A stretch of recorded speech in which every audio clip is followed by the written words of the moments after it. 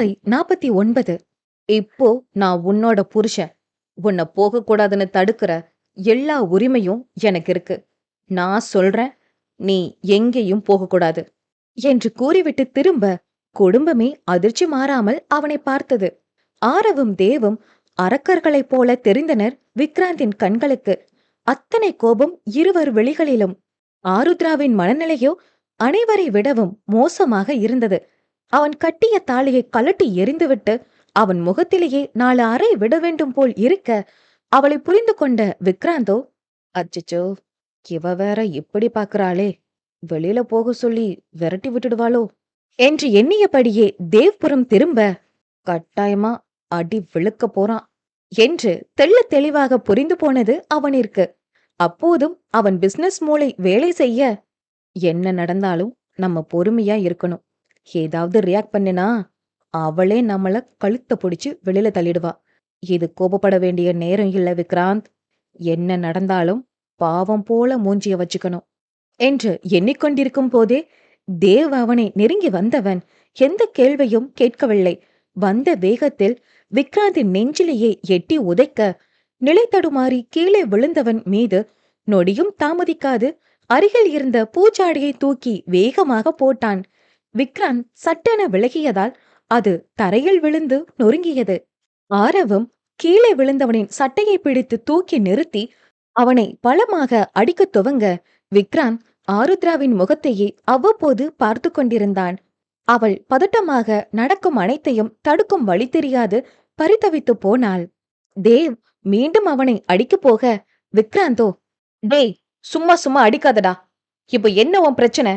உன் தங்கச்சியோட பெர்மிஷன் இல்லாம தாலி கட்டினதா?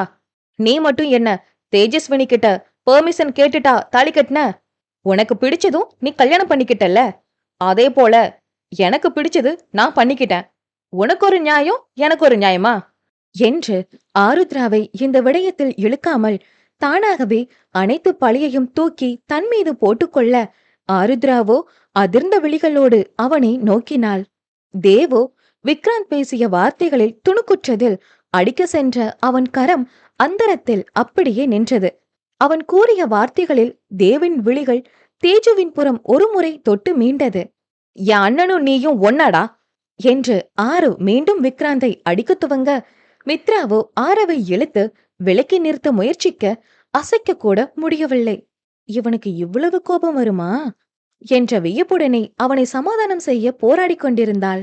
இவர்கள் தலையிடாமல் இருந்திருந்தால் ஆருத்ராவை அவனை அடித்து விரட்டும் எண்ணத்தில்தான் இருந்தாள். ஆனால் தன் அண்ணன்கள் இருவரும் அவனை அடிக்கும் அடியிலும் அந்த நிலையிலும் அனைத்து பழியையும் அவன் மீது போட்டுக்கொண்டதிலும் ஆருத்ராவின் காதல் மனம் விழித்து கொண்டது.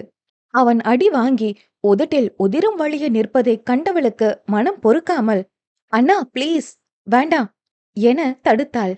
நீ எதுக்கு இப்போ குறுக்க வர ருத்ரா? இன்னைக்கு இவனை அடிச்சு கொல்லாம விடமாட்டேன் என்று ஆரவ் அவனை தாக்க முயல, ஆரவண்ணா ஸ்டாப் இட். நானும் அவனும் லவ் பண்றோம். அவன் குழந்தை என் வயித்துல வளருது. நான் அவனை விட்டு வெளிநாடு போக ட்ரை பண்றேன்னு தான் என்னை உடனடியா கல்யாணம் பண்ணிக்கிட்டான் என்றதும் குடும்பத்திற்கே நெஞ்சுவலி வராத குறைதான். ஆருத்ரா இப்படி இடையில் வந்து உண்மையை ஒப்புக்கொள்வாள் என விக்ராந்த் கூட சிறிதும் எதிர்பார்க்கவில்லை. ஆனால் தேவின் அதிர்ச்சியான முகபாவனையை கண்டவனுக்கு உண்மையிலேயே பழி வாங்கின திருப்தி கிடைத்துவிட்டது. தொழிற்சாலையை நொறுக்கிய அன்று நான் அனுபவித்த அதே வேதனையை இன்று தேவ் தனது தங்கை விடயத்தில் அனுபவிப்பதில் அவன் பழிவேறி அத்தனையும் முடிந்து முழுமையாக திருப்தி கொண்டான். இப்படி ஒரு விடயத்தை வேண்டுமென்றே செய்யவில்லை என்றாலும் இந்த சூழ்நிலையை தனதாக்கிக் கொண்டவன் தேவை மேலும் வெறுப்பேற்றும் பொருட்டு, கங்க்ராச்சுலேஷன்டா மச்சான், நீ மாமா ஆகிட்ட, நான் அப்பா ஆகிட்டேன் என்று பெருமையாக கூற, அந்த வார்த்தைகளை பொறுத்து கொள்ள முடியாத தேவ் ஆ வென கத்தியதில் அவன் குரல் அங்கிருந்தவர்கள் மனதை நடுங்கச் செய்தது. அதில் மீண்டும் விக்ராந்தை அடிக்க ஆரம்பிக்க தேஜு இடையில் வந்து தடுத்தாள். அஸ்வினி, என்னை விடு. எவ்வளவு தைரியம் இருந்தா இவன் ஏங்கிட்டயே இப்படியெல்லாம் பேசுவான் என்று அவன் வாயிலேயே மீண்டும் பலமாக குத்திவிட்டான். ஆரவும் தன் பங்கிற்கு முடிந்த மட்டும் விக்ராந்தை பலமாக தாக்க, இருவரது கோபத்திலும் குடும்பமே இருவரையும் விலக்கி விடுவதிலேயே முனைப்பாக இருந்தது. விக்ராந்திற்கு உடலில் ஆங்காங்கே இரத்த காயங்கள் இருந்தாலும் தடுமாறியபடியே எழுந்து நின்றவன், டேய், உங்க 2 பேரையும் திருப்பி அடிக்க முடியாம ஒன்னும் நான் வாங்கிட்டு நிக்கல. ஏதோ நான் பண்ணுனது தப்புன்னு எனக்கே தோணுச்சு. அதனால பொறுமையா இருக்கேன். அதுக்காக ஓவரா அடிக்காதீங்கடா என்றான் விக்ராந்த். தேஜு குறுக்கே வந்து நிற்க, கர்ப்பமாக இருக்கும் தன் மனைவி பதறுவதில் அவள் முகத்தைக் கண்டு சற்று தனது கோபத்தை கட்டுப்படுத்தியதும் பார்வதி ஆருத்ராவிடம் பேச ஆரம்பித்தார். ருத்ரா, என்ன பண்ணி வச்சிருக்கே நீ? உனக்கு அசிங்கமா இல்லையா? இதுக்குதான் சுவிட்சர்லாந்திலேயே இருந்தியா என மகள் செய்த செயலில் கோபம் தாங்காமல் கேட்டுவிட, ஆருத்ராவுக்குத்தான் பதில் பேச வார்த்தைகளே இல்லாமல் போனது.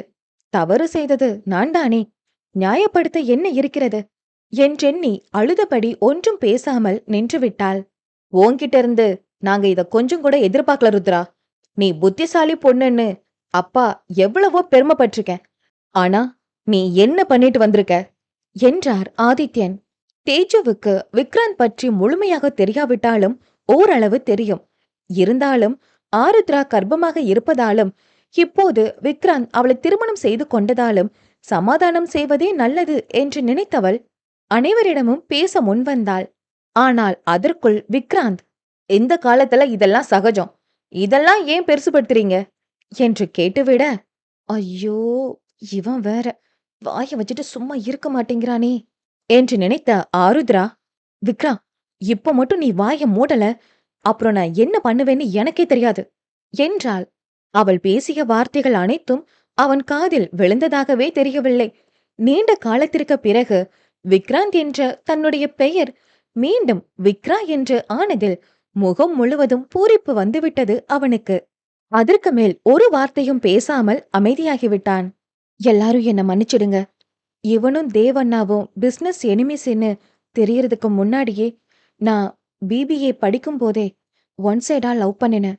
80 முதல் இன்று கடைசியாக மருத்துவமனையில் நடந்த சண்டை வரை கூறி முடிக்க அனைவருக்கும் இதற்கு மேல் என்ன சொல்வது என்று தெரியவில்லை. தேஜுவே பேச்சை ஆரம்பித்தாள். அத்த, நடந்தது நடந்து போச்சு. அவங்க கல்யாணமும் பண்ணிக்கிட்டாங்க. இனிமேலும் கோபப்பட்டு என்ன நடக்க போகுது? பேசாம நம்ம ஆரவ் மித்ரா கல்யாணம் முடிஞ்சு ரிசப்ஷன் நடக்கும்போது ஆருத்ராவுக்கும் விக்ராந்துக்கும் சேர்த்தே ரிசப்ஷன் வச்சிடுவோம். இவங்க 2 பேரும் கணவன் மனைவின்னு எல்லாருக்கும் தெரியப்படுத்துவோம் என்றாள். மித்ராவும், தேஜு சொல்றதுதான் சரி, ஆருத்ராவுக்கும் அதுதான் நல்லது என்றாள். தேவுக்கும் ஆரவுக்கும் இதில் விருப்பம் இல்லை என்றாலும் ஆருத்ராவிற்காக சம்மதித்தனர். பார்வதிக்கும் ஆதித்யனுக்கும் கூட அதுவே சரி எனப்பட, ஆதித்யனோ விக்ராந்திடம், உங்க வீட்டு பெரியவங்கள வந்து பேச சொல்லுப்பா என்றார். எனக்கு அப்பா மட்டும்தான், அம்மா இல்ல. சொல்லிக்க பெருசா சொந்த பந்தங்களும் இல்ல. அப்பாவும் உடம்பு சரியில்லாம படுத்த படுக்கையா இருக்காரு. அதனால அவரால இங்க வர முடியாது என்றான். சரி, நீங்க உங்க அப்பா கிட்ட சொல்லிடுங்க. ஒரு நாள் நாங்களே அவரை பார்க்க வரோம் என்றதும் சரி என தலையசைத்தான் விக்ராந்த். வீடே புயல் அடித்து ஓய்ந்தது போலிருக்க, எப்படியோ எல்லோரும் சமாதானமானதில் மனதில் நிம்மதி பரவியது ஆருத்ராவிற்கு. இம்சை 50. ஒரு மாதத்திற்கு பிறகு ஆரவ் மித்ரா திருமணத்திற்கு முந்தைய நாள் இரவு அந்த நகரத்திலேயே மிக பிரம்மாண்டமான 5 நட்சத்திர ஹோட்டல் முழுவதையும் தங்களுக்காக 6 நாட்களுக்கு புக் செய்து வைத்திருந்தனர் தேவ் குடும்பத்தினர். ஒவ்வொரு நாளும் ஒவ்வொரு நிகழ்ச்சி வைத்து இசையும் நடனமுமாக கொண்டாட்டமாக பொழுதை கழித்தவர்கள் இன்றைய பொழுதும் சடங்கு சம்பிரதாயங்கள் அனைத்தும் முடிந்த நிலையில் உறவினர்கள் நண்பர்கள் என அவருக்கு ஒதுக்கப்பட்ட அறைகளில் இருந்தனர்.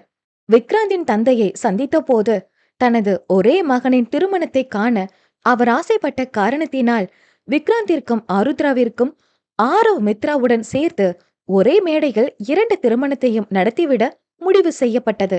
தேவ் ஹோட்டலில் தனது அறையின் பால்கனியில் நின்று ஏதோ ஆழ்ந்த சிந்தனையில் இருப்பதைக் கண்ட தேஜு அவனது தோளை பற்றி, என்னாச்சு தேவ், என்ன யோசிச்சுக்கிட்டு இருக்க என்றதும், அன்னைக்கு விக்ராந்த் சொன்ன விஷயம் என் மனசுல உறுத்திட்டே இருக்கு அஸ்வினி.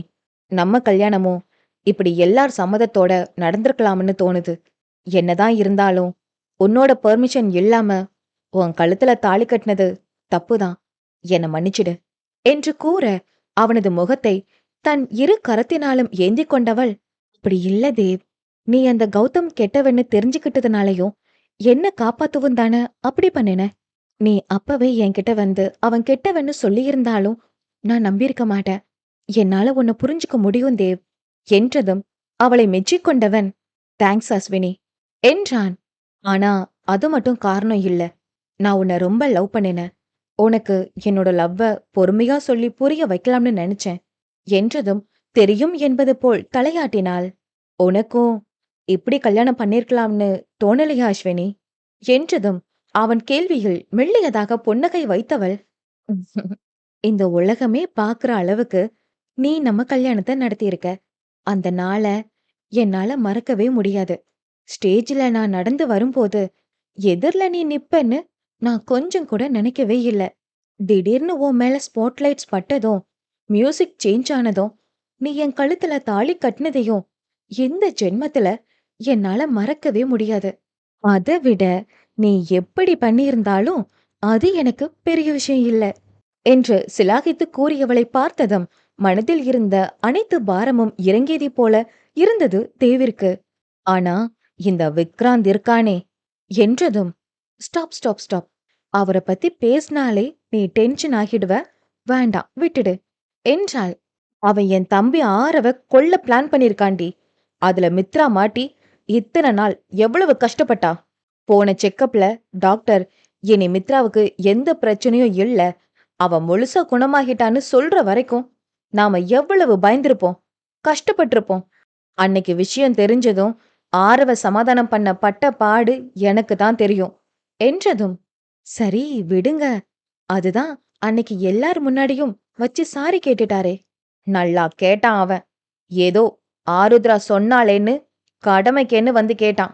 எப்படியோ கேட்டாருல. இப்ப என்ன, மறுபடியும் பழி வாங்க போறேன்னு முதல்ல இருந்து ஆரம்பிக்க போறீங்களா? இனி என்ன செய்ய, தங்கச்சி புருஷனா போயிட்டான். அது மட்டுமா, மச்சான் மச்சான்னு என்னவோ பொண்டாட்டி பின்னாடி திரிகிற மாதிரி என் பின்னாடியே திரியிறாண்டி என்றதும் பக்கென சிரித்து விட்டாள் தேஜு. ஆமா, நானும் பார்த்தேன். 2 பேரும் ஓவரா தான் போறீங்க என்றதும் தானும் சிரித்து கொண்டவன், எப்படியோ இனிமேலாவது திருந்தி ஒழுங்கா இருந்தா சரிதான் என்றான் தேவ். அதே தருணம் ஆரவ் மித்ராவுக்கு அழைத்தவன் அழைப்பு ஏற்கப்பட்டதும், கார் பார்க்கிங் வந்துடுடி, உனக்காக வெயிட் பண்ணிட்டு இருக்கேன், வெளியில போலாம் என்றான். லூசாடா நீ, காலையில கல்யாணத்தை வச்சுக்கிட்டு இப்ப வெளியில போலான்னு கூப்பிடுற. ரொம்ப பண்ணாம வா, சீக்கிரமா திரும்ப வந்துடலாம். சரி இரு வரேன் என்றவள் யாருக்கும் தெரியாமல் கார் பார்க்கிங் ஏரியாவிற்கு வந்து சேர்ந்தாள். அவளை அழைத்து கொண்டு காரில் சென்றவனிடம், எங்கடா போறோம் என்று கேட்டிட, அதுவா சொல்ல முடியாது, போனதுக்கு அப்புறம் நீயே தெரிஞ்சுக்கோ என்றவன் காரை மிதமான வேகத்தில் செலுத்தினான். அரை மணி நேரத்தில் அவன் நினைத்த இடத்தை அடைந்ததும் மித்ராவின் நேத்திரங்களை திரையிட்டு மறைத்தான் ஆரவ். ஹேய், என்னடா பண்ற?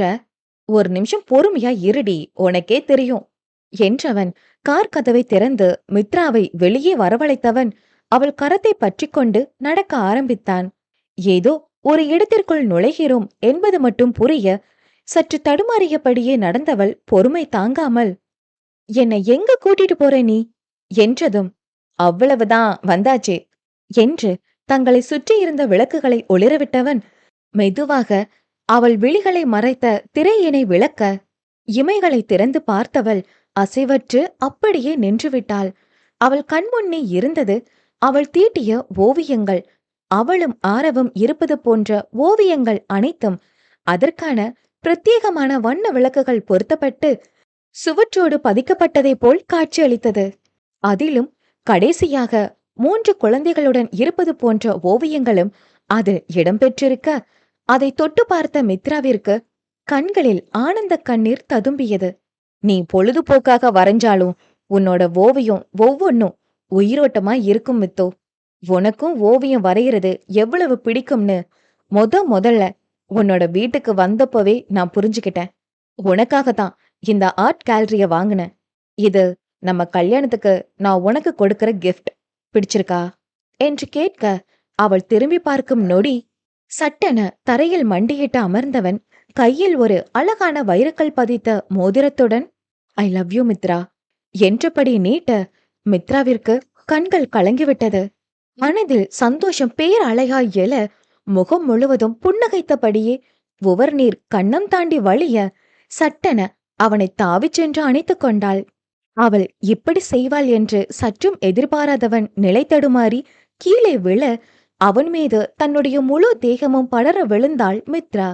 இருவரும் ஒருவரை ஒருவர் அணைத்தபடி சில நிமிடங்கள் அசையாமல் அப்படியே கிடந்தனர். அவன் காதலை இவ்வளவு அழகாக வெளிப்படுத்திய நிமிடத்தை ரசித்தபடி அனுபவித்துக் கொண்டிருந்தாள் மித்ரா. இந்த நிமிடம் வாழ்க்கையில் மறக்க முடியாத நிமிடமாகி போனது இருவருக்கும். சிறிது நேரத்திற்கு பிறகு அவள் கன்னத்தில் முத்தம் பதித்தவன், நான் அவ்வளவு நல்லவன்லாம் இல்ல மித்து. இப்படியே இன்னும் கொஞ்ச நேரம் இருந்தேன்னா ஆள் இல்லாத இடம், நைட் டைம் வேற, அப்புறம் உன்னோட கற்புக்கு நான் பொறுப்பில்ல என்றதும் சட்டென அவனை விட்டு விலகியவள் அவன் பார்வையில் தெரிந்த மாற்றத்தைக் கண்டு நாணம் கொண்டாள். முதலாக அவன் கண்களில் தன் மீதான தாபத்தைக் கண்டவளுக்கு வெட்கம் பிடுங்கித் தின்றது. மித்ராவின் வெட்கத்தைக் கண்டவனுக்கு மேலும் எண்ணங்கள் தறிக்கெட்டு ஓடத் துவங்க, எப்போதே அவளை எடுத்துக்கொண்டால் என்ன என்று யோசித்த தன் எண்ணங்களை மிக சிரமப்பட்டு கட்டுக்குள் கொண்டு வந்தவன் அவள் கரத்தினில் மோதிரத்தை அணிவித்தான். மித்ராவின் உடல் அவன் தொடுதலில் ஒரு முறை சிலிர்த்து அடங்கியது. அதை தானும் உணர்ந்தவன் இதற்கு மேலும் இங்கு தனித்திருப்பது நல்லது இல்லை என்று எண்ணி அவளை அழைத்து கொண்டு திரும்ப ஹோட்டலுக்கே காரை செலுத்த துவங்கினான். இங்கு ஹோட்டலின் மொட்டை மாடியில் ஆருத்ராவுடன் நின்று காதல் வசனங்களை அள்ளிவிட்டுக் கொண்டிருந்தான் விக்ராந்த். அடே, எனக்கு தூக்கம் வருதுடா. காலையில வேற சீக்கிரம் எழுந்திருக்கணும். ஏண்டா என்னை இப்படி சாகடிக்கிற என்றவளை பார்த்து, அன்னைக்கே உன்னை போனா போகட்டும்னு விட்டுருக்கணும். கல்யாணம் பண்ணி இப்ப வரைக்கும் பேபி பேபின்னு உன் பின்னாடியே சுத்துறேன் பாத்தியா? நீ பேசுவடி. ஓ, சாருக்கு அந்த எண்ணம் வேற இருக்கா? எப்படி எப்படி போனா போகுதுன்னு கல்யாணம் பண்ணினியா என்று அவன் மார்பிலேயே வலிக்கும்படி பட் பட்டென அடித்தவளின் கரங்களை பற்றியவன், நான் அன்னைக்கு வரலேன்னா நீ என்னை விட்டு போயிருப்பியாடி என்று பாவம் போல் கேட்க, கண்டிப்பா போயிருப்பேன். ஆனா என்னாலையும் உன்னை விட்டுட்டு இருந்திருக்க முடியாது. உன்னை ஒன் சைடா லவ் பண்ணியிருந்தாலும் இத்தனை வருஷத்துல உன்னை தவிர வேற யாரையும் என்னால அப்படி யோசிக்க கூட முடியலடா. ஐ லவ் யூ விக்ரா என்றதும் அவளை இழுத்து அணைத்துக் கொண்டான் Vikrant. I love you so much Aaru என்றவன் அவள் நெற்றிகள் முத்தம் பதித்தான்.